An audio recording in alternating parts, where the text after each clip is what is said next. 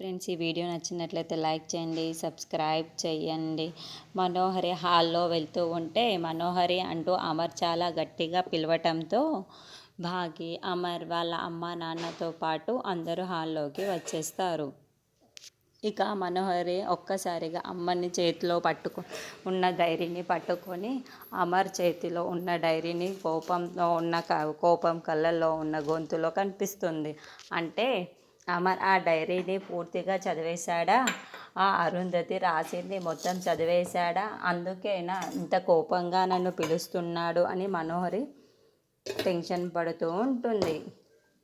అమర్ ఎందుకు అంత కోపంగా మనోహరిని పిలిచాడు అని భాగి షాకింగ్గా చూస్తూ ఉంటుంది.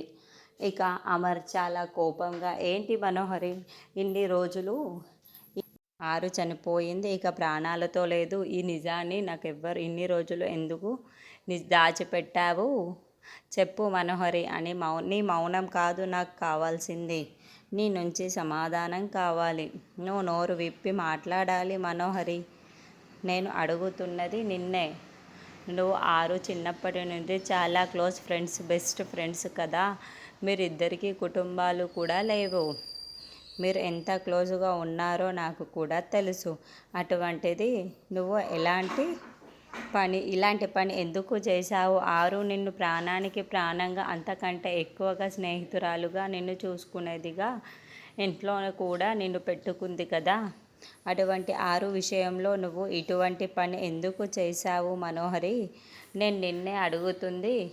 అమర్ మాత్రం అని అడుగుతూనే ఉంటాడు.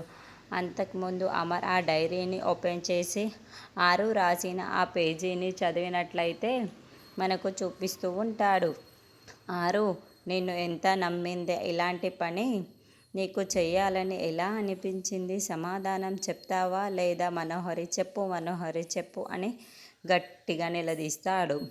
భాగి కూడా షాకింగ్లో చూస్తూ ఉంటుంది.